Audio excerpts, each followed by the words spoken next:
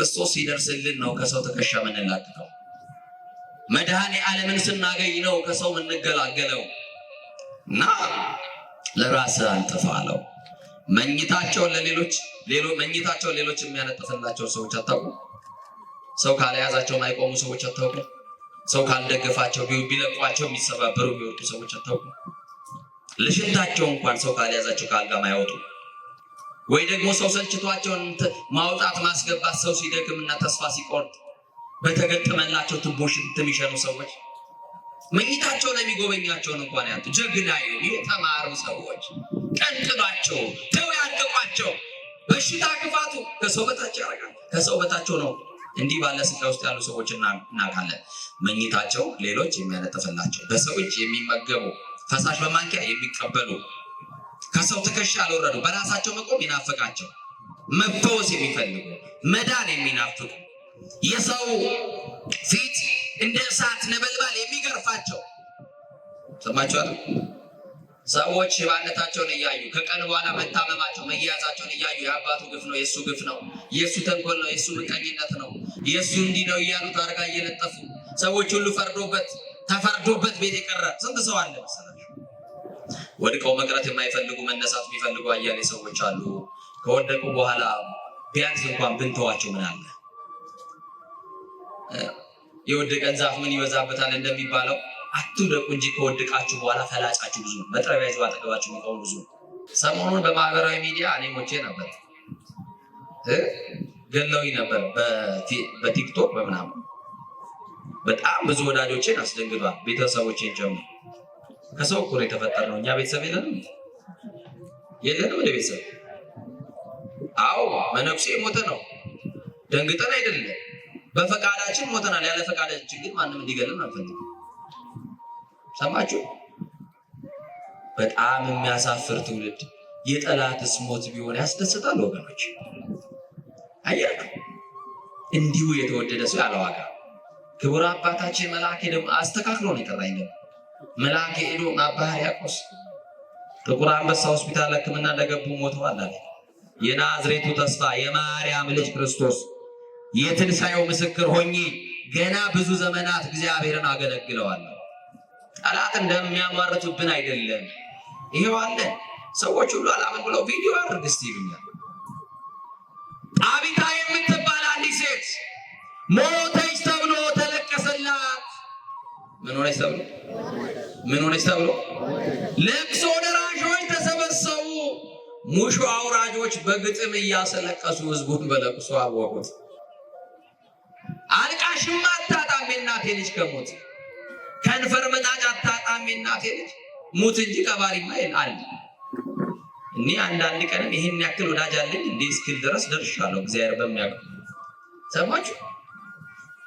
ፎሎ ለማግኘት ላይክ ለማግኘት ቪው ለማግኘት እንደው ሰው ሞተ ማለት እንደው እንዴት አይነት ሊና ቢኖረን። ወንጌል ለጠላቶቻችሁ ጸልዩ ይላል። የሚያሳድዷችሁን መርቋቸው ጸልዩላቸው ይላል።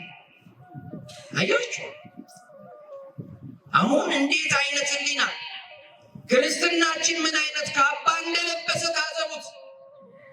አሁን ይህንን የሌሎች ቤተ እምነት ሰዎች ይመስሏቸዋል። ውሸት ነው። የኛ ቤት ሰዎች ናቸው። የኔማ ተራ ገና ኩታራ ምኑን ያስኩትና አባቶቻችን ሊቃነ ጳጳሳትን ሳይቀር የሚሏቸውን ጉድ ብታዩ እንደው በዚህ ጉባኤ ያላችሁ በጻድቁ በተክልዬ ይላችኋል። አንድ ነገር ብቻ ልበላችሁ። አባቶችን የቤተ ክርስቲያን መምህራንን የማይገባ የጽርፈት የማይገባ ክፉ ቃል እየተናገሩ የሚለጥፉ ሰዎች ለቤተ ክርስቲያን የተቆረቆሩ ሰዎች አይደሉም። ናቸው ወገኖች። ይሄው እንደናንተ በወንጌል የሉ ገብተው የሚያስቀድሱ ጫማቸው እንኳን ወልቆ እንኳን አይተን የምናቆሱ አይደሉም። እና አንድ ነገር ልበላችሁ፣ በሶሻል ሚዲያ ሁሉ ካሜራ ተደርድሯል። እናንተንም ትዝብት ውስጥ ከትቼ ነው የምነግራችሁ ወንድሞች። ነቀፌታ ግን አይደለም። በደንብ አድርጋችሁ ስሙ። አባቶቻችሁ በዚህ ልክ ሊቃነ ጳጳሳት የቤተ ክርስቲያን መምህራን አባቶች ሲሰደቡ ለምንድን ነው መልስ መስጠት ማትፈልጉት? ሚዲያ ባለቤቶች ናቸው። ሚዲያችሁን በአደባባይ እናስተዋውቅላችኋለን። እኛ ያላከበርናቸው ጳጳሳት የትኛው ቤተ እምነት መጥቶ እንዲያከብርልን ነው? ተስፋችን ተሟጦ ቤት ውስጥ ለቀረ ነው። በር ተዘግቶብን የምንውል ከአደባባዩ ለተሸሸግን ሞት ራሱ ጨክኖ ያለፈን ይመስል ለምን አልሞትንም ብለን አንዳንድ ቀን ተስፋ ከመቁረጣችን የተነሳ ሞት በሞትኩ ብለው የምንመኝበት ጊዜ ይኖራል። ጥያቄ ውስጥ ያለን ችግራችን ሰንሰለታማ የሆነ ችግራችን ውስብስብ የሆነ በተስፋ መቁረጥ ውስጥ ያለን ወድቀን የቀረን ይመስለናል። በቃ ከዚህ በኋላ ማን ያነሳኛል? ከዚህ በኋላ ማን ይደግፈኛል? ማን ይደርስልኛል? ማን ያዝንልኛል? ብለን ተስፋ ይቆርጣል። ሐኪም ቤት መሄድ እንኳን ፈልገን ሰው ያጣን፣ በዚህ ልክ ከሰው የተረሳን ሰዎች እንኖራለን።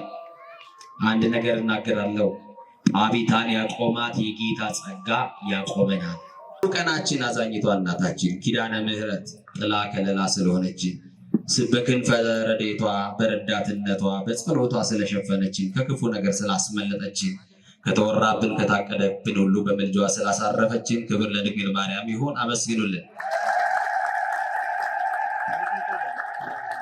ኮኖሙ አበ ለሰባ ግብፅ ወኢትዮጵያ፣ ለኢትዮጵያ ሕዝብና ለግብፅ አባት የሆኑ የልሂሳው ኮከብ የዝቋላው ኮከብ ደገኛው አባት ጻድቁ አባታችን ገብረ ሕይወት ገብረ መንፈስ ቅዱስ በረከታቸው በሁላችን ላይ ይደር። አምላከ ገብረ መንፈስ ቅዱስን አመስግኑት ሲከፍ አድርጋችሁ። አዎ ገብረ መንፈስ ቅዱስን ስናመሰግናቸው ደግሞ አክሌሲያንና ስምዖንን እናመሰግናለን። እነሱን ደግሞ ስናመሰግን ደግሞ የተጋደሉበትን የተጋድሎ ቦታቸውን ታላቁን ደብረ ከዋክብት ዝቋላን የረፍት ቦታቸውን ደግሞ ምድረ ከብድን በገዳም ውስጥ ያሉ መናንያን ሁሉን ጥለው ጌታን የተከተሉ በገዳሙ ያሉ ሰማዕትነት የተቀበሉ ድንቅ አባቶች አሉበትና የአባቶቻችን በረከት በሁላችን ላይ ይደር። እግዚአብሔር መንፈስ ቅዱስ ቢረዳንና ቢያግዘን ጥቂት እንነጋገራለን። የምስጢር ባለቤት አምላካችን እግዚአብሔር የረቀቀውን አጉልቶ የራቀውን አቅርቦ ምስጢር ገልጦ መንፈስ ቅዱስ ሁላችንን ያስተምረን። እንግዲህ ሰዓታችንን ለመጠቀም ብዙ ሳልን ወደ ትምህርት ይገባለው። የምንነጋገርበት የትምህርታችን ርዕስ የምናደርገው በሐዋርያት ሥራ ምዕራፍ 9 ቁጥር 41 ላይ ያለውን መለኮታዊ ሐሳብና ቃል በማንሳት ይሆናል። ሕያው ሆና በፊታቸው አቆማት ይላል ሙሉ ቃሉ። ለትምህርታችን ግን እንዳንተም ደግሞ እንዳትረሱት በከንፈራችሁ ጠርታችሁ በልባችሁ እንድትመዘግቡት ወደ ቤታችሁም ስትገቡ ደግሞ በቅዱሱ መጽሐፍ የተጻፈውን ደግሞ ለማስታወስ ያክል እንድታነቡ እንድትባረኩበት አብረን የትምህርታችንን ቃል አብረን እንጠራለን። በፊታቸው በሉ። ችግር አለን። ሙሉ ወርቅ አላደረግንም። በባህል ነው እንዴ የምትታረቁት? ሙሉ እስቲ ከእንደገና በደንብ አድርጋችሁ እስቲ መቼም ሙሉ ወርቅ ነው የተባለውና እኔ ይቅር በሉኝ ብያለሁ፣ እናንተ ይቅር ብለናል ብላችሁኛል። በፊታቸው በሉ አቆማት። በምናቸው? እሺ አንቀጹ ለሴት ነው፣ ስለ ወንዶቹ እናድርገው። በፊታቸው አቆመው። ምን አለው? እስቲ አንድ ጊዜ ላስቸግራችሁ፣ አብረን እንጥራ ሁላችንም። በፊታቸው አቆማት። ይወድቃል ብለው በሚጠባበቁት ሰዎች መካከል እንደ መቆም ያለ ምን ደስታ አለ ወገኖቼ! ይጠፋል ብለው በሚያሟርቱብን ሰዎች መካከል መገኘት እንዴት ያለ ደስታ ነው! ሞታችንን በደገሱልን ሰዎች መካከል፣ የለም ባሉን መካከል፣ ጠፍቷል ባሉን መካከል፣ ሞቷል ብለው ባወጁልን ሰዎች መካከል፣ ለጠላቶቻችን ውርደታችንን ለሚጠብቁ ሰዎች ክብራችንን ከማየት በላይ ምን አይነት ክብር አለ? እንደ ጠላት ስንገደል እግዚአብሔር እያቆመን፣ ስንገፈተር ደጉ አምላክ እግዚአብሔር እየደገፈን አቆማት ተብሎ ተጽፏል። ማን ያላቆመዋል? እናቴ፣ እህቴ፣ ወንድሞቼ ሁላችንንም የእግዚአብሔር የምሕረት እጁ ደግፎ አቆሞናል። እስቲ ደግፎኛል ብትሉ ከፍ አድርጋችሁ አመስግኑት። ደግፎ ስላቆመን ሰዎች ይገፉናል፣ ክፉ ሰዎች ይገፉናል፣ ተንኮለኞች ይገፉናል፣ ምቀኞች ይገፉናል። አማኑኤል ደግሞ ያነሳናል። የማርያም ልጅ ደግ ነው፣ ክብር ለስሙ ይሁን። በጣም የሚገርም ነው። በጠላት ፊት እንደ መቆም ያለ ክብር ምን አለ? በገዳይ ፊት እንደ መቆም ያለ ክብር ምን አለ? በክፉዎች መካከል የሚያቆም እግዚአብሔር ብቻ። ማን ነው የሚያቆመን? ማን ነው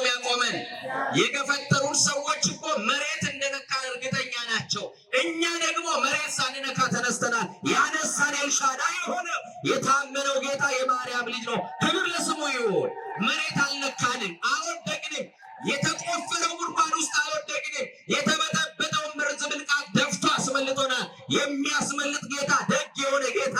ብዙዎች ብዙ ያወራሉ፣ ገና እንቆማለን። የትንሣኤውን ጌታ እየሰበክን፣ የትንሣኤውን ጌታ የናዝሬቱ ኢየሱስ ክርስቶስን እየሰበክን፣ መጥፋት የለም፣ መሞት የለም። ይበታተናሉ፣ ይጠፋሉ፣ አድራሻ የላቸውም፣ ስም አጠራራቸው ከምድረ ገጽ ጠፍቷል ብለው የሚያሟርቱ ሰዎች አሉ። ደግነቱ እግዚአብሔር አለ፣ ክብር ለስሙ ይሁን። እስቲ እግዚአብሔር አለ የምትሉ በደንብ አድርጋችሁ አመስግኑ። በጣም የሚገርም እኮ ነው። በክፎች መካከል የሚያቆም ክርስቶስ ነው። እስቲ በሉ መስክሩና፣ በክፎች መካከል በሉ የሚያቆም ክርስቶስ ነው። ይወረውራሉ፣ አይመታህም። ለምን ይመስልሃል? ይታገላሉ፣ አይጥሉም። ለምን ይመስልሃል? አንተ የተደገፈው ማለት ነው። እኛ የታመንነው ባለስልጣን የለም፣ የምንመካበት ዘመን የለንም፣ ጓደኛ የለንም፣ ደህና ቤተሰብ የለንም፣ ደሞዝ የለንም። የተደገፍነው የምንተማመንበት ወጥተን እስክንገባ ድረስ ጠብቆቱ ከኛ ያልተለየ የእስራኤል ቅዱስ የማርያም ልጅ ስለጠበቀን፣ ለዚህ ነው የገፈተሩን አልጣሉንም፣ ይወረውራሉ አልመታንም። ያነሳሉ አይጥሉንም፣ ይወረውራሉ ያወራሉ እንጂ አያገኙም። ህልመኞች ናቸው። ይሰማችሁ ነው። በሆነበት ብለው በደረሰበት ብለው እንድትሆን የሚፈልጉትን ቀድመው ይተነበያሉ። የጠላት ትንቢት ደግሞ ተሳክቶ ማያውቅም፣ ሰምሮ ማያውቅም። ደግነቱ እግዚአብሔር አለ። ማን አለ? እንዲህ ብሎ ይጀምራል የሐዋርያት ሥራ። ጴጥሮስ ወደ ልዳ ሲገባ ብሎ ይጀምራል። ልዳ የምትባል ከተማ ጴጥሮስ ወዴት ሲገባ? ጴጥሮስ የሐዋርያት አለቃ ጴጥሮስ ወደ ልዳ ከተማ ሲገባ ከ8 ዓመት ጀምሮ ሽባ የሆነ ሰው በአልጋ ላይ ተኝቶ አገኘው ይላል። ከስንት ዓመት ጀምሮ? እስከ 8 ዓመቱ ጤነኛ የሆነ ከ8 ዓመት በኋላ ቀን ያመጣበት ሽባ 8 ዓመት እስኪሞላው በእግሩ ሲራመድ የነበረ ከ8 ዓመት በኋላ ግን እግሮቹ ልምሾ የሆኑ ሽባ የሆነ በሰው ትከሻ የተንጠለጠለ በራሱ መቆም የማይችል ሰዎች እየደገፉ ካልጋ የሚያወርዱት አንድ ሰው ነበረ። ሰውየውን ያገኘው በአልጋ ላይ ነው። በአልጋ ላይ በዚህ ሰዓት ተኝተው ምሕረት የሚጠባበቁ አሉ። በአልጋ ላይ ተኝተው ፈሳሽ በማንኪያ የሚወስዱ አሉ። በአልጋ ላይ ተኝተው በኦክሲጅን ብቻ የሚተነፍሱ ሰዎች አሉ። በአልጋ ላይ ተኝተው የሞታቸው ቀን ተቀጥሮላቸው መቼ ይሆን ብለው የሚጠብቋቸው ከበው ሞቱን እስትንፋሱ እስከሚቋረጥ የሚጠብቁ ሰዎች አሉ። በዚህ ሰዓት በሆስፒታል በሞትና በሕይወት መካከል የገቡ ሰዎች አሉ። በቤታቸው ተስፋ ቆርጠው የቀሩ ሰዎች አሉ። መጋረጃ የተጋረደባቸው ሰዎች አሉ። ዓለም ተስፋ አስቆርጣቸው አትልም። የዕለተ ሞትን ጠብቅ ተብሎ ወደ ቤት ተመልሶ ተስፋ የቆረጠ ሰው አለ። በየጸበል ስፍራ ቤተሰቡ ትቶት ቤተ ዘመድ ሰልችቶት በየጸበል ስፍራ አድራሻ አጥፍቶ ቤተሰቡ ትቶት የሄደ ሽባ የሆነ ሰው አለ። ግን ጴጥሮስ ከ8 ዓመት ጀምሮ ሽባ የሆነ በአልጋ ላይ የተኛን ያን የልዳን ሰው አየ ይላል። እሱንም ሰው አገኘው። ጴጥሮስ ስሙን ያውቃል፣ ኤንያ ይባላል። የሰማችሁኝ ነው? አዎ፣ አንድ ሰው ከታመመ በኋላ ለብዙ ዘመን በበሽታ ከተያዘ በኋላ በአልጋ ቁራኛ በደዌ ዳኛ ከደቀቀ በኋላ በስሙ መጥራት አይፈልጉም ሰዎች። በሽተኛው ሽባው አይደለም የሚሉት፣ ስሙን ያውቃል ጴጥሮስ። ና እንዲህ አለው፣ ኤንያ ሆይ አለው፣ ኢየሱስ ክርስቶስ ይፈውስሃል አለው። ወንድሜ ኢየሱስ ክርስቶስ ይፈውስሃል። ያልተፈወስንባቸው በሽታዎች አሉ። ልንገላገላቸው ያልቻልናቸው ስቃይ ተሸክመናል። መዳን ያለበት ደዌ አለ። ያንተ ደዌ ድራግ ስቶር ውስጥ እንዳትጠብቅ መድኃኒቱን። መድኃኒትህ ክርስቶስ ነው፣ እሱ ይፈውስሃል። አንተ አልላቀቅ ያልከው ክፉ ልማድ ውስጥ መውጣት ያቃተ ነገር አለ። ከእግዚአብሔር ጋር እንደሚያጣላክ ተረድተኸዋል። አዎ፣ እንዴት ልውጣ እያልክ መውጣት እየፈለግ እየተሰበክ እያለቀስክ ደግሞ መልሰህ ሳታውቀው እዛ አይነት መጥፎ ልምምድ ውስጥ ራሳችሁን የምታገኙ ፈውስ የምትፈልጉ የኃጢአት ልምምድ ውስጥ ያላችሁ ያለን እንኖራለን። እንዲህ ነው መልሱ። ኢየሱስ ክርስቶስ ይፈውሳችኋል። ኤንያ ሆይ ኢየሱስ ክርስቶስ ይፈውሳል አለው። ጴጥሮስ ለምን እኔ እፈውሳለሁ አላለው? ስልጣን አለው። ድውያን እንዲፈውስ ስልጣን አለው። ዕውር እንዲያበራ ስልጣን አለው። ሽባን እንዲተረትር ስልጣን አለው። ለምጽ እንዲያነጻ ጴጥሮስ ለምን እኔ እፈውሳለሁ አላለው? በእኛ ዘመን እንፈውሳለን የሚሉ ሰዎች፣ በእኛ ዘመን እናድናለን የሚሉ ሰዎችን ተመልከቷቸው። ክብሩን እየጠቀለሉ ለራሳቸው ነው የሚወስዱት። የሚፈቱበት ስም፣ የሚፈውሱበት ስም፣ የሚያድኑበት ስም፣ የሚያቆሙበት ስም፣ የሚለውጡበት ስም ኢየሱስ የተባለውን ስም ይጠራሉ። ክብሩን ግን ለኢየሱስ አይሰጡም። ለራሳቸው ይታያሉ፣ ለራሳቸው ገንዘብ ያስከማቻሉ፣ ለራሳቸው እውቅናን ይወስዳሉ። ጴጥሮስ የሚያድነው ጌታ ካልተጠራማ ምንም አይነት ፈውስ የለም። ጴጥሮስ ከራሱ የተነሳ አይደለም፣ ከተቀበለው ስምና ጸጋ ከተቀበለው ክብር የተነሳ ነው የሚፈውሰው። በውስጣችን የተቀመጠ እግዚአብሔር መንፈስ፣ የእግዚአብሔር ጸጋ አለ። ያ ስም ሲጠራ ኃይል ያለው የሚፈታ ስም ነው። ኢየሱስ የተባለው ስም ሰውና እግዚአብሔር የታረቁበት፣ የጥል ግድግዳ የፈረሰበት፣ ሰው የቀደመ ክብሩን ያገኘበት ስም፣ ጠላት ዲያብሎስ የሚሸሽበት ስም፣ የሰው ልጆችን በደዌ አስሮ ያስጨነቀ ጠላት ከሰው ልጆች ከልባቸው ላይ የሚነቀልበት፣ ሰው እፎይ ብሎ የሚገላገልበት፣ ነፃ የሚወጣበት ስም እዚህ ምድር ላይ ከዚህ ስም ውጭ የለም። መገላገያችን፣ መፈወሻችን፣ የምንፈታበት ስም የማርያም ልጅ ኢየሱስ የሚለውን ስም ስንጠራው እንፈወሳለን። ሲጠራበት ደግሞ ጠላት ዲያብሎስ የያዘውን ምርኮ ለቆ ይሄዳል። ተራ ስም አይደለም። በኢየሱስ ክርስቶስ ስም ፈውሳለሁ አለ። በምን ስም? እናቶች በማስም አለ። አይዟችሁ፣ በማስም በኢየሱስ ክርስቶስ። ኢየሱስ ክርስቶስ ይፈውሳል ካለው በኋላ ተነሳና አለው ለራስህ አንጥፍ አለው። ሰው ነበር እኮ የሚያነጥፍለት። በራሱ አንጥፎ አይተኛ። መጻጉዕን ባገኘው ሰዓት ምንድን ነው ያለው? ተነስና አልጋህን ምን በል አለው? ተሸከም አለው። ጴጥሮስ ደግሞ ተነስና ለራስህ አለ። እስከ ዛሬ ድረስ ማን አንጥፎለታል እያለው? አቤት! ክርስቶስ ሲደርስልን ነው ከሰው ትከሻ የምንላቀቀው። መድኃኔ ዓለምን ስናገኝ ነው ከሰው የምንገላገለው። እና ለራስህ አንጥፍ አለው። መኝታቸውን ሌሎች የሚያነጥፍላቸው ሰዎች አታውቁ? ሰው ካልያዛቸው የማይቆሙ ሰዎች አታውቁ? ሰው ካልደገፋቸው ቢለቋቸው የሚሰባበሩ የሚወጡ ሰዎች አታውቁ? ለሽንታቸው እንኳን ሰው ካልያዛቸው ከአልጋ ማይወጡ፣ ወይ ደግሞ ሰው ሰልችቷቸውን ማውጣት ማስገባት፣ ሰው ሲደክምና ተስፋ ሲቆርጥ በተገጠመላቸው ትቦ ሽንት የሚሸኑ ሰዎች መኝታቸው ላይ የሚጎበኛቸውን እንኳን ያጡ ጀግና የተማሩ ሰዎች ቀንጥሏቸው ተው ያድቋቸው። በሽታ ክፋቱ ከሰው በታች ያደርጋል። ከሰው በታቸው ነው። እንዲህ ባለ ስቃይ ውስጥ ያሉ ሰዎች እናውቃለን። መኝታቸው ሌሎች የሚያነጥፍላቸው፣ በሰው እጅ የሚመገቡ፣ ፈሳሽ በማንኪያ የሚቀበሉ፣ ከሰው ትከሻ አልወረዱ፣ በራሳቸው መቆም ይናፍቃቸው፣ መፈወስ የሚፈልጉ፣ መዳን የሚናፍቁ፣ የሰው ፊት እንደ እሳት ነበልባል የሚገርፋቸው ሰማችኋል። ሰዎች ሽባነታቸውን እያዩ ከቀን በኋላ መታመማቸው መያዛቸውን እያዩ የአባቱ ግፍ ነው፣ የእሱ ግፍ ነው፣ የእሱ ተንኮል ነው፣ የእሱ ምቀኝነት ነው፣ የእሱ እንዲህ ነው እያሉ ታርጋ እየለጠፉ ሰዎች ሁሉ ተፈርዶበት ቤት የቀረ ስንት ሰው አለ መሰላችሁ?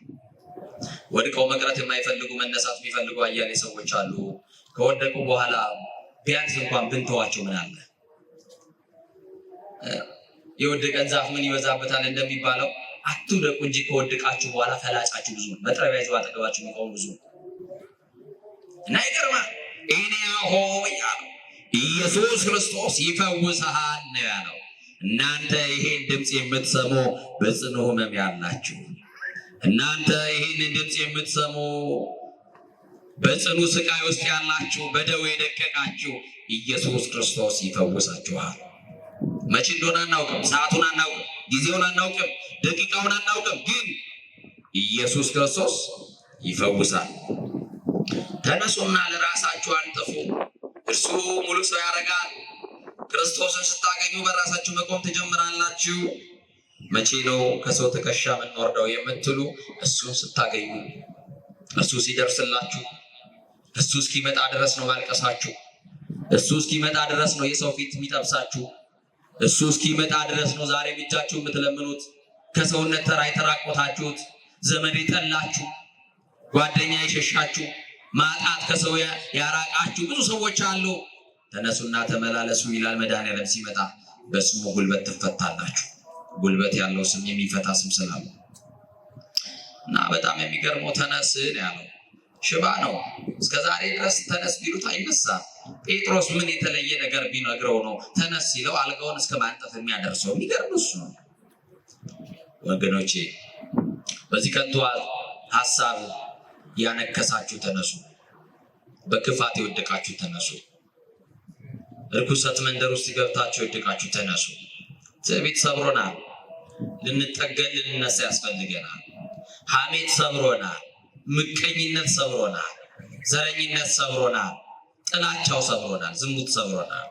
ተጨማልቀናል። በኃጢአት ወድቀናል። ሐዋርያው እንደቆመ የሚመስለው እንዳይወድቅ ይጠንቀቅ ነው ያለው። በሁለት እግራችን አልቆምን። መጽሐፉ እንዲህ ይላል፣ ተነሱ ይለናል። በዘመኑ በእግሩ የማይቆመውን ሰው ሽባውን ነው ተነስ ያለው። በሁለት እግር ቆመን በሐሳብ ያነከስን ክፉ ሐሳብ ያለብን አያችሁ፣ በምኞት የወደቅን በክፉ ሐሳብ የወደቅን ተነሱ። ከወደቅንበት እንድንነሳ ተነሱ። ተነስ፣ ለራስህ ማንጠፍ ትችላለህ። ቅድም ሲነግረው ኢየሱስ ክርስቶስ ያድንሃል ነው ያለው። የሚያድነው ጌታ ደርሶልሃል። የሚፈታው አምላክ ደርሶልሃል። ስለዚህ ከዛሬ በኋላ ጎዶሎ አትባልም። አንተን እያወጣ የሚያስገባ ተሸክሞ የሚያወጣ ሰው የለም። በቃ ደርሶልሃል። አልጋህ ማንጠፍ ትችላለህ። ተነስ አለው። ሲመጣ እንነሳለን። አይዟችሁ፣ አይዟችሁ። ተምራችሁ ስራ ያጣችሁ ትነሳላችሁ። ነግዳችሁ የከሰራችሁ ትነሳላችሁ። ስትነሱ ደግሞ ባለክ እርሾ አይደለም እንደ አዲስ ያነሳል እግዚአብሔር። ባለክ ትንሽ ነገር ላይ አይደለም፣ ባለክ ጥቂት ሳንቲ አይደለም የምትነሳው፣ በባዶ ያነሳል እግዚአብሔር። ባዶ ገንዘብ ብቻ አይደለም፣ የገንዘብ ባዶነት ብቻ ሰው ይራባችሁ። ባጠገባችሁ የነበሩ አጀቦች ተበትነው ሰው የለኝም ብላችሁ ባዶነት የሚሰማችሁ ሰዎች አላችሁ። ግን የሚገርመው ሽባ እየተባለ እየተጠራ የነበረውን ሰው አይድንም ብለው ከአፋቸው በወረወሩት ቃል አድምተው ተስፋ አስቆርጦት የነበረውን ሰው ጠላቶቹ እያዩ በጠላት መካከል እንደመነሳት ያለ ምን ክብር አለ? በሚጠሏችሁ ሰዎች መካከል የሚያኖር ጌታ አላችሁ። አይዟችሁ። ማን ይወደናል? መጽሐፉ እኮ ነግሮናል። እናንተ ከዓለም አይደላችሁምና ዓለም ሁሉ ይጠላችኋል አለ። ለመወደድ እኮ አይደለም የምንኖረው። ዓለም መች ክርስቶስን ወደደው? ዓለም ለመቼ ለክርስቶስ ሆነችና እኛን ይወዳል። አያችሁ፣ ሲገፋችሁ የሚደግፍ ጌታ ካላችሁ፣ ወደታችሁን ለሚጠብቁ ክብራችሁን የሚገልጥ ጌታ ካለ፣ አልሆነለት አልተሳካለት ለሚሏችሁ ሰዎች፣ አይችልም ብለው ለሚያማርቱባችሁ ሰዎች ከእንግዲህ ሰው አይሆንም፣ ከእንግዲህ ሰው አትሆንም ብለው ተስፋ በቆረጡባችሁ ሰዎች መካከል እግዚአብሔር ተአምር ያሳያል። እንዴት አድርጎ ካላችሁ የታሰራችሁበትን እስራት ፈቶ አቁሞ ያሳያችሁ። አይቆምም፣ ከሰረ፣ እንደገና ማይነሳ ብለው ተስፋ በቆረጡባችሁ ቤተሰቦቻችሁ መካከል ያነሳችኋል። ከእንግዲህ ሰው አይሆንም ማለት ነው። ይሄው ብዙ ሞክሬዋለሁ፣ ከሱስ መውጣት አልቻለም፣ ተውት፣ ለሱ ያወጣሁት ብር ይሉሃል ቤተሰቦች ሊሉ ይችላል። አይዞህ፣ አንድ ቀን ማሰዋል ሰው ትሆናለህ። ሰው መሆን ብቻ አይደለም ለሌሎችም የምትተርፍ ያደርጋል እግዚአብሔር። ያንን ቀን ጠብቂ እህቴ። እንዲሁማ እያለቀስን አንቀጥልም እኮ እንጎበኛለን። አንድ ቀን ጠላት የዚያን ጊዜ አፉን ይይዛል፣ መልስ ያጣል። እግዚአብሔር መጥቶ ከውድቀታችን ሲያነሳ በቅዱሳኑ ጸሎት ከሞት አፋፍ ላይ ስንተርፍ በሚጠባበቁን ሰዎች መካከል እግዚአብሔር ሲያቆመ እዛ ጊዜ አፉ ጠላት የሚናገረውን ያጣል። እንዲህ ይላሉ ጠላቶቻችን፣ አምላኩ ረዳው፣ ጌታ ረዳው፣ እግዚአብሔር አገዘው፣ መድኃኔዓለም ረዳው ይሉናል። ከዛ ውጭ ምን ረዳት አለው ክርስቲያን? ከአማኑኤል ውጭ ምን ዘመድ አለው ክርስቲያን? ከሱ ውጭ ምን መመኪያ አለው?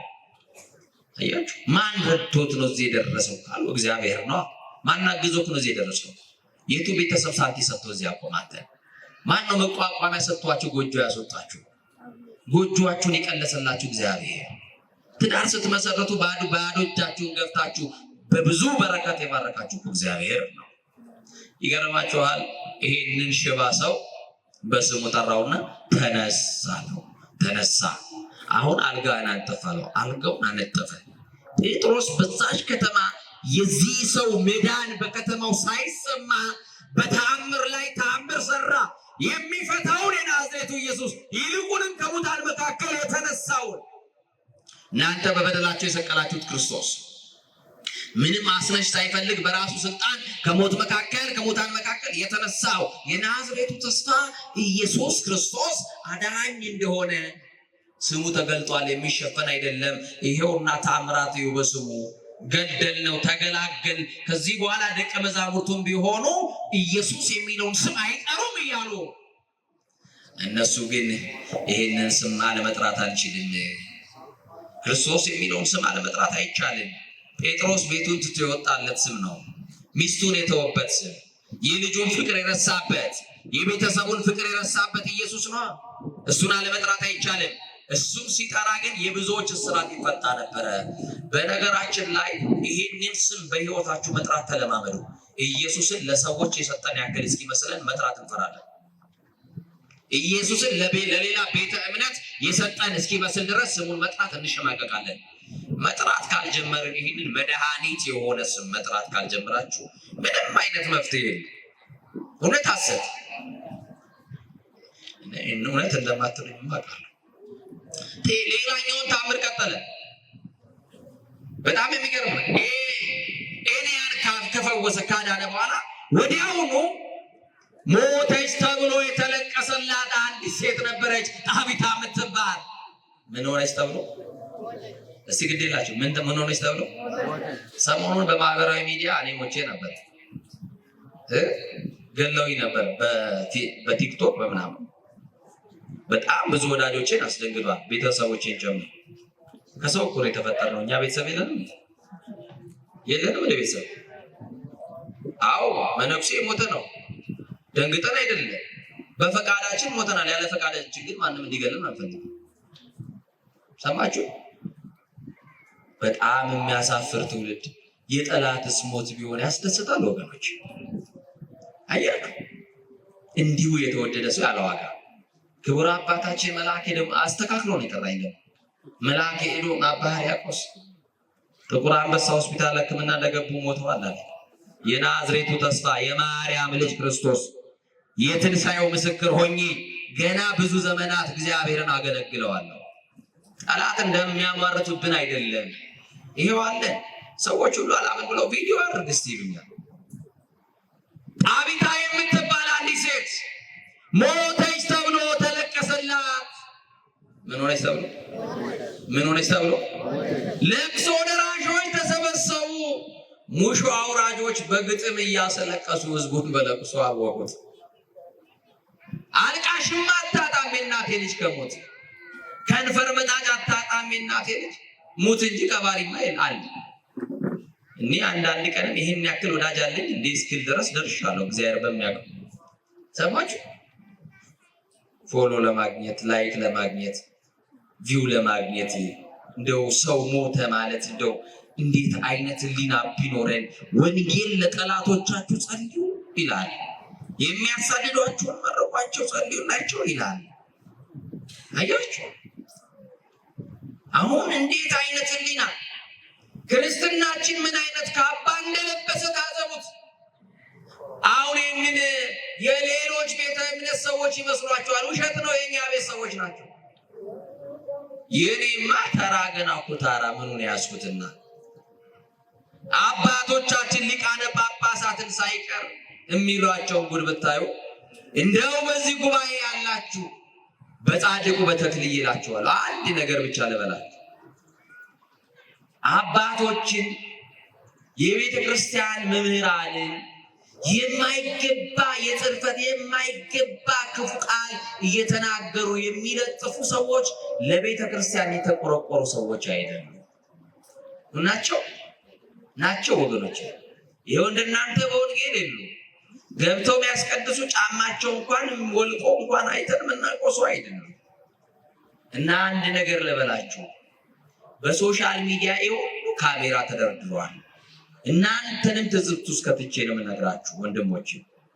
ነቀፌታ ግን አይደለም። በደንብ አድርጋችሁ ስሙ። አባቶቻችሁ በዚህ ልክ ሊቃነ ጳጳሳት የቤተ ክርስቲያን መምህራን አባቶች ሲሰደቡ ለምንድን ነው መልስ መስጠት ማትፈልጉት? ሚዲያ ባለቤቶች ናቸው። ሚዲያችሁን በአደባባይ እናስተዋውቅላችኋለን። እኛ ያላከበርናቸው ጳጳሳት የትኛው ቤተ እምነት መጥቶ እንዲያከብርልን ነው? እኛ ያቃለልናቸውን ማን ያክብርልን? የኔን ተው ስለ ራሴ አይደለም ማውራው። የደነገጥኩት ያፈርኩት ሊቃነ ጳጳሳት ላይ እንደው ምን አይነት ቅንብር እንደመጣ አላውቅም። ግማሹን ያሯሩጧቸዋል፣ ግማሹን ነገር ያርጓቸዋል፣ ግማሹ ከነጭ ሴቶች ጋር ለጥፈው አቀናብሯቸዋል። እግዚአብሔር መንፈስ ቅዱስ ሁላችንን ይቅር ይበላል። እነሱ ለእግዚአብሔር ከፍ ያሉ ናቸው። ስልጣን የተቀበልነው በእነሱ ነው። ቢያዝኑብንስ እናቴ ልጅ መንበር ላይ ጠጋ ብሎ በታቦቱ ፊት ቆሞ ቢያዝኑብንስ አባቶቻችን እንዴት ይታረቀን እግዚአብሔር? እንዴት ይዘንልን እግዚአብሔር? ይሄው እርስ በርሳችን ተጠላለፍን፣ ምቀኞች ሆነን። እግዚአብሔርን ስለገለጥነው ነው እኮ እግዚአብሔር የገለጠን እንጂ የሚገለጥ ማንነት እኮ ኖሮ አይደለም።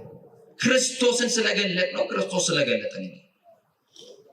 እና በሶሻል ሚዲያ የምትጠቀሙ ሰዎች እንዲህ አይነት የጥላቻ ንግግር የሚያደርጉ ሰዎች አካውንታቸውን መዝጋት ነው። ክፈት አይደለም የነገርኳቸው፣ ሪፖርት አድርጉ። ሄት ስፒች የሚል የጥላቻ ንግግር ሰማችሁኝ አይደል? 100 ሰው ቢኖር 100 ሰው ሄት ስፒች የሚለው ላይ ብሎክ የሚለው ላይ ገብቶ ምርጫ ያመጣል። ሄት ስፒች ብሎ ጥላቻ ንግግር ብሎ ቢል አካውንቱ ይዘጋል። ይሄ ነው መገላገያ። 100 አካውንት ይከፍታሉ፣ 100 አካውንት እንዘጋለን። ለምን? ይሄንን በሚዲያ ስለሚሰሙትም ጭምር ነው የምናገረው። አባቶቻችንን አይናገሩ፣ ሊቃነ ጳጳሳትን አይናገሩ። እኛ የተሰጠን እድል ንስሐ እንድንገባ ስለራሳችን በደል እናለቅስም። እኔ እኮ በቅቻ አይደለም፣ እኔ እኮ እናንተ ጋር እኮ የቆምኩት ተሽዬ አይደለም። ጻድቁ ምስክር እዚህ የሚያቆም ስምናም ክብርም የለኝም። እግዚአብሔር ለሸፈነልኝ እናንተ ምንድን ነው እንደዚህ የሚያደርግ?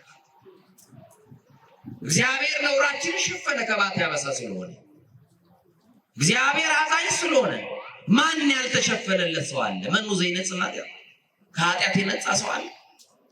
ግን የሰው ልጅ የእግዚአብሔር የምህረቱ ጥገኛ እንደሆነ ቢገባን ጥሩ ነውና አቢታ የተባለችዋ ሴት ተለቀሰላት። ሰማችኋል? ተለቀሰላት። ሞተች ተብሎ ተለቀሰላት። ሙሾ ደርዳሪ በግጥም ማስለቀስ ጀመረ። ቀድሞ ተለብሰው የነበሩትን የድሮ ልብሶቿን አውጥታ ድሮ ይሄንን ታጌጥበት ነበር፣ ይሄንን ትለብስ ነበር እያሉ ልብሶቿን ለማልቀሻ ይዘው ወጡ። እንድትቀበር የቀብሩ ሰዓትም ስለደረሰ አጥበው አስተካክለው ገንዘው አስረው ከፍነው ጠበቁ። የሚጠበቅ አንድ ሰው ነበረ፣ ለቅሶ ደራሽ የሚጠበቅ ሰው ነበረ። ሳትቀበር በፊት እንዲመጣ ወደ ለቅሶ ቤት የተፈለገ ሰው ነበረ። ማን ይመስላችኋል? የድሩ ሊቀመንበር አይደለም። ማን ይመስላችኋል? የቀበሌ ሊቀመንበር አይደለም። በጣም የሚወዳት የቅርብ ወዳጇ እሷ ሳትመጣ እሱ ሳይመጣ አትቀበርም ብለው አይደለም አስከሬኑን አውጥቶ ቢጠበቀው የጌታ የኢየሱስ ክርስቶስ እንደራሴ ሁሉን ትቶ የተከተለው የእንድርያስ ወንድም የቤተ ሳይዳው ጴጥሮስ ይጠበቅ ነበር። ምንድነው? ጴጥሮስ በለቅሶ ቤት ቢመጣ ለዛ ቤት የሚያደርገው አስተዋጽኦ ሌሎች ተገኝተው የለ እንዴ? በቂ ቀባሪ አለ እኮ። የጴጥሮስ መምጣት ለምን ተጠበቀ ነው ጥያቄው። እሱ ነው። ቅዱሳን ወደ ህይወታችን ቢመጡ ምንድነው? ይሄንን ከራሳችሁ ጋር ማመሳከር። ጴጥሮስ ይጠበቃል። ጴጥሮስ የቤተሰብ አባል አይደለም፣ የስጋ ዘመድ አይደለም። አትቀበርም፣ ቆይ ይመጣል ተብሎ የጌታ አገልጋይ የክርስቶስ ባሪያ ቅዱስ ጴጥሮስ እየተጠበቀ ነበረ። የቤተ ሳይዳው ፊልጶስም ደረሰ፣ የቤተ ሳይዳው ጴጥሮስም ደረሰ። በጣም የሚገርማችሁ ጴጥሮስ ወደ ለቅሶ ቤት የሄደው እዝን ይዞ አይደለም፣ ሊያጽናና ይዟችሁ ሊላቸው አይደለም የሄደው ወደ ከተማ ወደዛች ቤት የሄደው የምስራች ይዞ ነው ሄደው። የምን ይዞ ነው ሄደው? ምን ይዞ ነው ሄደው? የምስራች ይዞ። ምንድነው የምስራቹ ካላችሁ ከሞት የሚያነሳው ኢየሱስን ይዞ ወደዚህ ቤት ከመምጣቱ በፊት ሽባ የሆነው ሰው ከአልጋው እንዳነሳው ክርስቶስ የታመመን ብቻ ሳይሆን የሞተን በስሙ ይነሳል ሲል የበለጠውን ሊያሳያቸው በስሙ እንዲያምኑ ክርስቶስን ይጠብቁታል። ማነው? ጴጥሮስን ይጠብቁታል። ጴጥሮስ ተሸክሞ ሄደው ክርስቶስን ነው። ማንን ይዞ ነው? የናዝሬቱ ኢየሱስ ክርስቶስን ይዞላቸው ሄደ እና እርሱ ከተያዘ እኮ ይበቃናል። አይበቃም? ንገሩኝ። በሐዘን ላለ ሰው ክርስቶስ ይበቃዋል።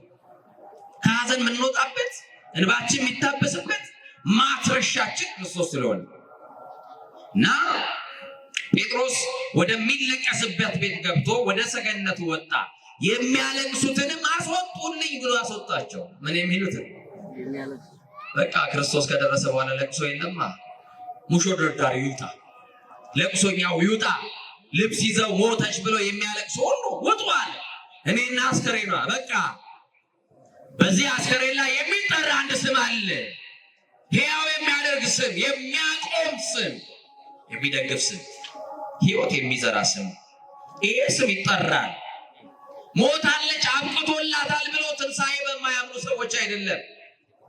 የናዝሬቱ ኢየሱስ ከሞት መካከል እንደሚያነሳ ስለሚያምን ጴጥሮስ ጨዋዮቹ አልቃሾቹን የሚያሟርቱትን አስወጣቸውና ለብቻው ወደዛ ክፍል ውስጥ ገባና በሩን ዘጋ ይላል። ምኑን ዘጋ?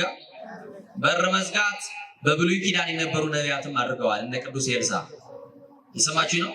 የሞተው ልጅ ላይ በኋላ በር ዘጋ፣ ከዛ በኋላ ተጋደመበት እንደሚለው ጴጥሮስ በሩን ዘጋና ጸለየ። እግዚእ ሕያዋን ወሙታን ኢየሱስ ክርስቶስ ቅድም በስምህ የናዝሬቱ ኢየሱስ ክርስቶስ ይፈውሳል ብዬ ሽባ የነበረውን ሰው በስምህ ፈትቼዋለሁ። በስምህ ጉልበት ድኖ ተነስቷል። አሁንም የስምህ ጉልበት ይህንን የሞተችን ሴት ወደ ቀደመችበት ክብር እንዲመልሳት እለምንሃለሁ ብሎ ጸለየ። አሁን እኮ ጴጥሮስ አስወጥቶ ለቅሶ አልቆመም። በደጅ እየተለቀሰ ነው። እርግጠኛ ናት ድጋሚ ላያዩዋት፣ ላይገናኟት፣ ሊሰናበቱ የመጡ ሰዎች ነው ያሉት። ሞቷን በሚጠባበቁ ሰዎች መካከል ደግሞ እግዚአብሔር አንስቶ አቁሞ ሊያሳያቸው ነው። ጴጥሮስ ገባና ጸለየ። ከጸለየ በኋላ የሞተችውን ስም በስሟ ጠራት። ማን ብሎ? ጣቢታ ተነሽ አላት። እጁንም ዘረጋላት። እሷም ደግሞ የጴጥሮስን ድምፅ ሰማችና እጁንም ይዛ ተነሳች። የወደቃችሁ በዚህ ስም እንድትነሱ ጌታ መንፈስ ቅዱስ ይርዳችሁ። የወደቀን በዚህ ስም እንድንነሳ መንፈስ ቅዱስ ይርዳ። ብድግ አለች፣ ተነሳች። ከዛ በኋላ በሩን ክፈቺ፣ በናዝሬቱ በኢየሱስ ክርስቶስ ስም ሞትሽ በሕይወት ተቀይሯል። የዚህ ቤት የለቅሶ ታሪክ በሳቅ ተቀይሯል። የዚህ ቤት የሞት ታሪክ ተገልብጧል። ነገር የሚገለብጥ ሞታችንን በሕይወት የሚቀይር ለቅሷችንን በሳቅ የሚቀይር የተሰቀለው የናዝሬቱ ኢየሱስ ክርስቶስ ነው። የተደረገልሽን ውጪና መስክሪ። ከዚህ ለስንብት የመጡ ሰዎች ናቸው። ድጋሚ በሕይወት ቆመሽ ያዩሻል። መስክሪ። ያገኘሽው ጌታ ነው ከሞት ያነሳሽ፣ እኔ አይደለሁም። እኔ የተቀበልኩት ጸጋ ነው። ክርስቶስ ነው ያነሳሽ። ሁሉን ከውድቀት የሚያነሳ ስም ነው። እንኳን በሕይወት ያሉ ሞተው ሳይቀበሩ ይቅርና ተቀብረን ፈርሰን በስብሰን አራቱ ባህርያተ ሥጋ በመቃብር ፈርሶ በስብሶ ቢለያይ እንኳን ይሄ ስም ከውድቀት የሚያነሳ ስም ነው። በመጨረሻውም ሲመጣ ከሞትንበት ከተቀበርንበት ጉድጓድ የሚያወጣ የናዝሬቱ ኢየሱስ ነው። መስክሪ። ተስፋችን ተሟጦ ቤት ውስጥ ለቀረ ነው፣ በር ተዘግቶብን የምንውል፣ ከአደባባዩ ለተሸሸግን፣ ሞት ራሱ ጨክኖ ያለፈን ይመስል ለምን አልሞትንም ብለን አንዳንድ ቀን ተስፋ ከመቁረጣችን የተነሳ ሞት በሞትኩ ብለው የምንመኝበት ጊዜ ይኖራል። ጥያቄ ውስጥ ያለን ችግራችን ሰንሰለታማ የሆነ ችግራችን ውስብስብ የሆነ በተስፋ መቁረጥ ውስጥ ያለን ወድቀን የቀረን ይመሰለን። በቃ ከዚህ በኋላ ማን ያነሳኛል? ከዚህ በኋላ ማን ይደግፈኛል? ማን ይደርስልኛል? ማን ያዝንልኛል ብለን ተስፋ ይቆርጣል። ሐኪም ቤት መሄድ እንኳን ፈልገን ሰው ያጣል። በዚህ ልክ ከሰው የተረሳን ሰዎች እንኖራለን። አንድ ነገር እናገራለሁ። ጣቢታን ያቆማት የጌታ ጸጋ ያቆመናል። የወደቁትን የሚያነሳው የክርስቶስ ጸጋ ሁላችንም ያነሳናል። ወንድሞቼ ወድቀን እንዳንቀር ነው ትልቁ ነገር። ጠፍተን እንዳንቀር ነው ትልቁ ነገር። መቆም አልችልም እንዳትሉ፣ ደክሞኛል አትበሉ፣ ሰልችቶኛል አትበሉ። ተስፋ መቁረጥ አይታይባችሁ። በትንሽ ነገር የምትበሳጩ፣ በትንሽ ነገር እንባችሁ የሚመጣ፣ በትንሽ ነገር የምትከፋቱ፣ ችግራችሁን ለዓለም ችግራችሁን ለእግዚአብሔር ነግራችሁ ሲሞላላችሁ ደግሞ ወደ ዓለም የምትሄዱ ሰዎች አትሁኑ። ችግራችሁን ለእግዚአብሔር ከነገራችሁ በደስታችሁም ሰዓት እግዚአብሔር ጋር ሆኖ ጣቢታን ሆና በፊታቸው ያቆማት እግዚአብሔር እኛንም አቆሞናል። ማን ነው ያቆማችሁ ካላችሁ ብቃታችን አይደለም፣ ችሎታችን አይደለም፣ ቸርነቱ አቆሞናል፣ ምሕረቱ አቆሞናል፣ ይቅርታው አቆሞናል። እስቲ ሁላችሁ ቸርነቱ አቆሞናል በሉ። ምሕረቱ አቆሞናል። አያችሁ፣ ያቆመን ማን ነው? የእግዚአብሔር ቸርነት ያቆመን፣ የእግዚአብሔር ምሕረት ያቆመን፣ የእግዚአብሔር ፍቅር፣ የእግዚአብሔር ደግነት ነውና በደግነቱ የቆማችሁ በምሕረቱ የተደገፋችሁ ጠላት አይጥላችሁም፣ የሚወረወረውም አይመታችሁ፣ የሚገፋችሁም አይጥላችሁምና በማይጥለው በእግዚአብሔር እጅ ላይ ብቻ ተደገፉ። ቅዱስ ጴጥሮስ ይቺን ሴት ደርሶላት ያ ሆና በፊታቸው አቆማት እንደተባለ የኛም ያበቃው ታሪካችን ደግሞ እንደገና በእግዚአብሔር ፊት ሕይወት እንዲያገኝ ንስሐ እንግባ። የተሰበርን በንስሐ እንጠገን። ንስሐ እንደ ወጌሻ ይጠግናል። ያደፈውን እንዳላደፈ፣ የበደለውን እንዳልበደለ፣ ዘማዊውን ጻድቅ ያደርጋል። አያችሁ፣ ሳሙና ነው፣ እንነጻበታለን። ከፊት ለፊታችን የጾም ሰዓት ነው፣ የስግደት ሰዓት ነው። እስቲ በዚህ ባለው እንኳን ጾም እንጠቀም ወገኖች። መኝታችሁን ተውት፣ ከአልጋ ውረዱ፣ እንውረድ፣ ራሳችንን እናውረድ። እውነቴን ነው የምላችሁ። ግድ የላችሁ መሸታ ቤቱን ተውት። ጠጅ መጨለጡ ይቅር። ማርያምን ነው የምላችሁ። እስቲ ስለዚችም ሀገር እናልቀስ። እስቲ በእኛ በደል ነውና እግዚአብሔር ሆይ ማራት፣ ታረቃት፣ ወደ ቀደመ ክብራችን መልሰን እንበል። እስቲ በአፍሪካ ነፃ የወጣች ሀገር ተብላ ዓለም የሚያውቃት ሀገር ዛሬ ግን ነፃነቷ ተገፍቶ ከቤት ወጥቶ መግባት የማንችልባት ሀገር ሆናለች። ወጥተን ምንገባባት ተኝተን የምናገኝባትን ቤት ሀገር እንዲሰጠን እንጸልይ ወገኖች። ይኸው አባቶቻችን ከመታረድ አባቶቻችን ከመገደል አልዳኑ። ማን ይጩህላቸው? ለመሞት እኮ ነው የገቡት። አዎ ሰማዕትነቱን እኮ ይፈልጉታል። አዎ መሳሪያ ያልታጠቁ በባታቸው የሚገደሉባት ሀገር ናት ኢትዮጵያ። አያችሁ። እና የእግዚአብሔር ልጆች ወደ እግዚአብሔር የምንመለስበት ሰዓት ይሁን። በቃ እንዲለን እግዚአብሔር በቃ ይበለን። እስቲ አሜን በሉ። አማኑኤል በቃ ይበለን። ከሱ ጋር የምንታረቅበት ንስሐ የምንገባበት የጥል ግድግዳ ፈርሶ ወደ እግዚአብሔር መቅደስ የምንገባበት ዘመን ያርግልን። እና አብይ ጾም ደግሞ ሰፊ ጉባኤ በዚህ ካቴድራል ተዘጋጅቶላችኋል። ሰማችሁኛል? ሰፊ ጉባኤ በአይነቱ ልዩ የሆነ ከዚህ ከወትሮ በፊት በላቀ ጥሩ ጉባኤ ተደርጓል። እርግጠኛ ነኝ አሁን ጾሙ ሲገባ መቼም ይህ ግቢ ቦታ እንደማይበቃ አሁን ዘርዘር ብላችኋል። ያው ሐሙስ ዕለት ያላችሁን ቀን እንጠቀም ብላችሁ እንደሆነ አውቃለሁ። ኢትዮጵያዊ በጣም እንደ አንበሳ እንደሚወድ ታውቃላችሁ። አሁን ፈይ ልንል ነው እንግዲህ። አቤት በመብላት ምክንያት ይኸው በሽተኞች ሆነን አይደል? እንደው ዘንድሮ ስጋ የሚበሉ ሰዎች ናቸው ታማሚዎች። ደግሞ ስጋውን የሚተካ ፕሮቲን ቤታችሁ አትሰብስቡ። እሺ ትንሿ ነገር ትበቃናለች። አዛኝቷል። የተራቡ በጣም እልፍ ሰዎች አሉ። ቀያቸውን ጥጠው ጎዳና የወደቁ ሰዎች አሉ። ጥጋብ አያዋጣም። አሁን ተንፈስ እንበልለት ለእግዚአብሔር፣ ምሕረት እንለምን። ስለዚህ በዚህ በካቴድራሉ የሚደረጉ ጉባኤዎች ይኖራሉና ሌሎችንም እየቀሰቀሳችሁ ያልመጡ ወገኖቻችሁ እግዚአብሔር ይወዳችኋል፣ እግዚአብሔር እኮ ታስፈልጉታላችሁ፣ ይፈልጋችኋል እያላችሁ ወንድሞቻችሁን አምጧቸው፣ እህቶቻችሁን አምጧቸው። ይሄንን እንላለን። በተረፈ የእግዚአብሔር ጸጋ ደግፎን ደግሞ እንደዚህ ለመታየት ስለበቃን ብዙዎቻችሁ ከዚህ የጻፋችሁልኝ ሰዎች ስለነበራችሁ ምንድነው የሰማነው ላላችሁ እንግዲህ ምንም አልናገርም። እንግዲህ ቆሜ እያያችሁ ነው። መቼም ነክታችሁ ይሁን አለልን አለው አይደል? ማንን ይዘን ያለን ማስላለን አለን ማስላለን ጠላትን ስላለን ማን ሞተን እኮ ይኸው ተገደልን። ውድቀታችንን የሚፈልጉ እሱ ስላለ አለንና አይዟችሁ አትደንግጡ ለማለት ያክል ነውና የእመቤቴ ጸሎት የት ሄዶ የተክልዬ ጸሎት የት ሄዶ አያችሁ።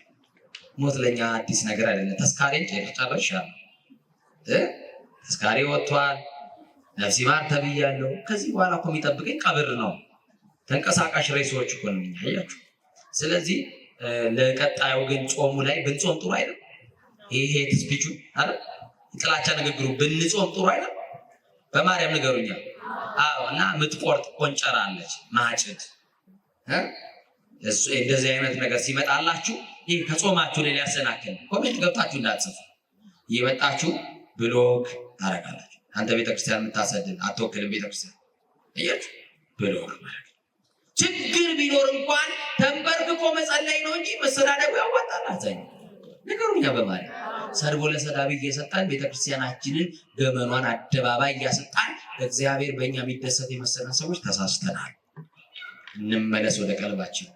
አባቶቻችን አሳዝነናል። የጥላቻ ንግግር በአባቶች ላይ የጻፋችሁ ያራገባችሁ ሊቃነ ጳጳሳትን ጭምር ስትሳደቡ የነበራችሁ ሼር ያደረጋችሁ የተባበራችሁ ሰዎች ንስሐ ግቡ ላለው ሁላችንም ንስሐችን እግዚአብሔር ይቀበልን። በደላችን አማኑኤል ይደምስስልን። ይቆየ